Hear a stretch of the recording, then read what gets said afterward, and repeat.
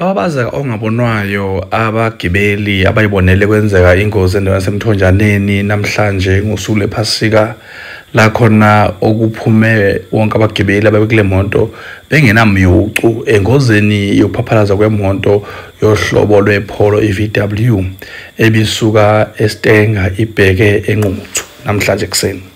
Le ngozi iyenzeke ku-R66 R34 kanti obekhona emotweni lena ebiphaphalaza iphume emgwaqeni uchaze kanje.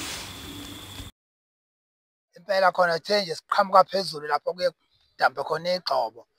Udriver wasefonela umakhenikha wayo wathi hayi bo le moto angiyizwa kahle.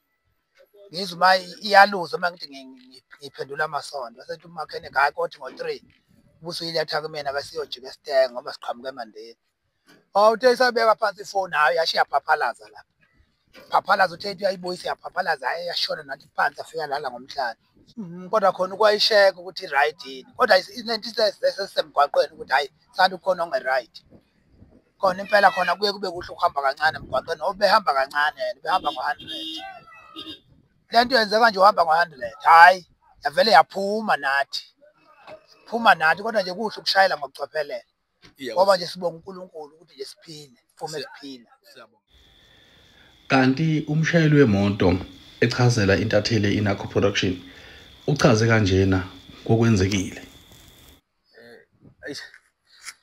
Noma-ke ukuthi umuntu usathukile futhi uphinda ababaze kakhulu uNkulunkulu ngoba ubona nje indawo le muntu ephuma kuyona.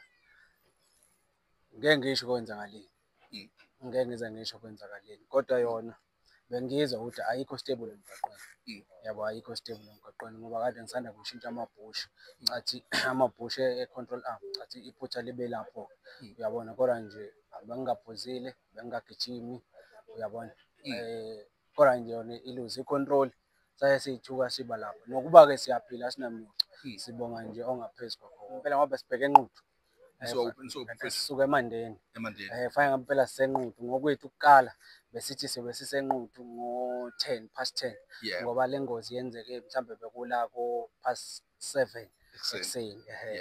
Kubaluleke kakhulu ungaphoqi uhamba noma ngabe luphoqa kanjani noma ngabe libaluleke kangakanani kodwa umuzi ukuthi okokuthutha noma inqola yomlilo ayikho esimeni. Cha hlala phansi impela ulungise leyo nkinga. Umphefumulo ubaluleke kakhulu kunokunye. Ngiyabonga bhuti wami. Kubonga mina kakhulu mfowethu ngicela uqhubeka nakho lokho. Amen.